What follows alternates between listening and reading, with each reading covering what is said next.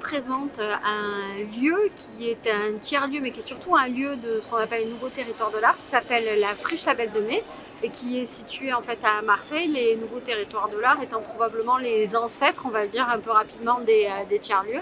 Et au sein de ce lieu qui est un gros pôle artistique et culturel, je représente aussi un projet qui s'appelle Zinc et qui anime un Fab Lab, un Media Lab et des espaces de résidence pour les artistes.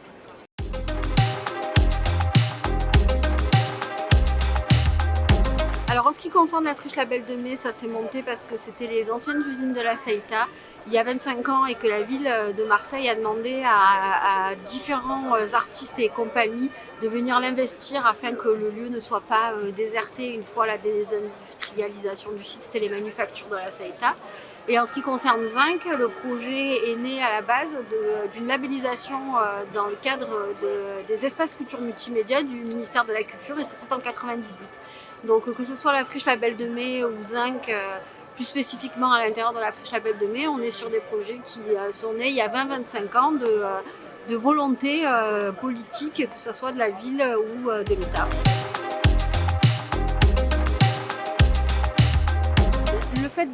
d'être toujours sur une pensée ou une approche politique des actions, des activités, des projets, des programmes qu'on développe, ça permet d'être à la fois évidemment dans une réflexion et dans une réflexion tout le temps en mouvement qui s'adapte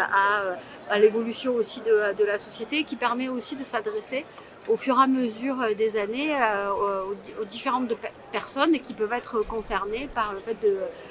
d'être, de visiter, de vivre, d'utiliser, d'être un usager d'un tiers-lieu. C'est l'ingrédient magique, je pense.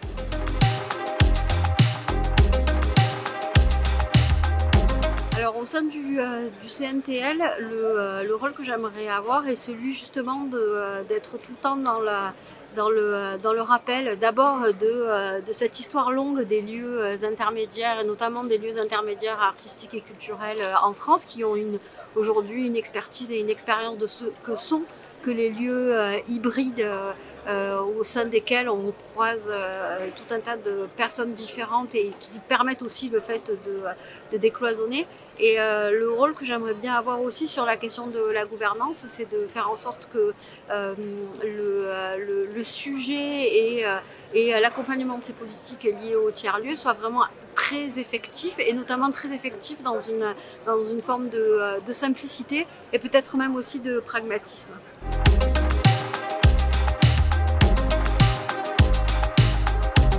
C'est quand même plutôt une bonne nouvelle, et ce que je trouve aussi en l'occurrence une bonne nouvelle au terme de cette journée